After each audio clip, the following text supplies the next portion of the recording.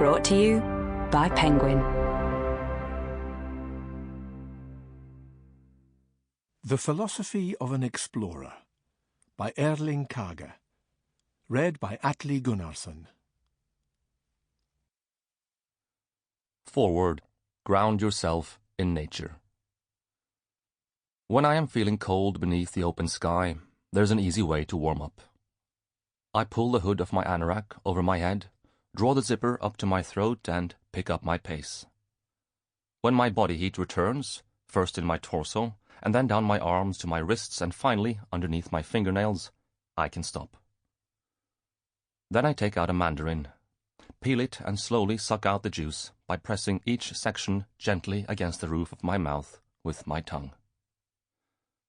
Suddenly I feel connected with the person who planted the tree, with the water the tree has drunk through its roots, the earth that cushions these roots, the branch that has carried the mandarin from fertilization to fruition, and the sun that has helped to ripen it.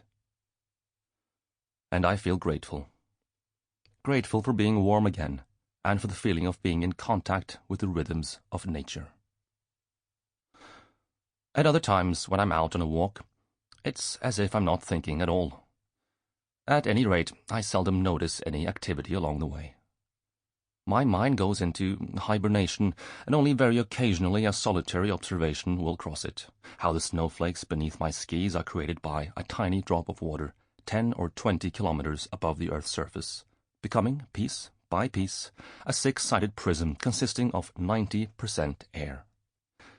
How it then floats down through the atmosphere and lands on the ground in front of me. No two snowflakes are alike, and none follow the same route. They are often, though not always, symmetrical. Until my skis compress them, that is. Nature has its own language, experiences, and consciousness. It tells us where we come from and what we should do on the road ahead. I grew up without a television or a car. My father considered both to be dangerously unhealthy, and spent a lot of my free time in the forest, by the sea, and in the mountains. So I have been spoon-fed with this knowledge.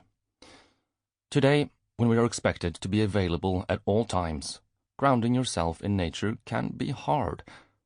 I forget about it myself sometimes. And when I look around, I get the feeling that many people forget about it all the time. The more I remove myself from nature, and the more I increase my availability to the modern world, the more restless I become. The more unhappy, too. I am no scientist, and realize that I may be mistaken. But my experience has been that feelings of insecurity, loneliness, and depression, to a large extent, stem from the flattening of the world that occurs when we are alienated from nature.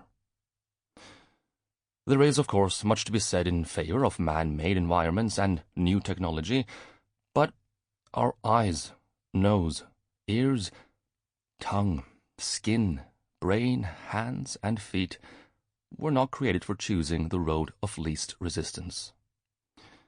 Mother Earth is 4.54 billion years old. So it seems to me arrogant when we don't listen to nature and instead blindly place our trust in human invention. In 2010, my fellow polar explorers Børge Osland from Norway and Haraldur Örn Ólafsson from Iceland and I crossed Vatnajökull, also known as the Water Glacier, Iceland's largest glacier. We traveled light and carried everything we needed in the way of food and equipment on our respective pulks. By volume, Vatnajökull is the largest glacier in Europe. It is made up of 3,100 cubic kilometers of ice and covers 8,100 square kilometers of southeast Iceland. As is often the case with Icelandic glaciers, there are a number of volcanoes beneath the ice. While we were on our way across it, a volcanic eruption broke out in the neighboring glacier, Eyjafjallajökull. Hundreds of people were immediately evacuated, and the air traffic above a large part of Europe was suspended because of the clouds of volcanic ash. We were never in danger, but the experience made me aware of how a small volcanic eruption in a remote region of Iceland can have huge consequences for an entire continent. Large volcanic eruptions can change the whole world. I sometimes wonder if we need natural disasters like these to remind us of the Earth's... Sample complete. Ready to continue?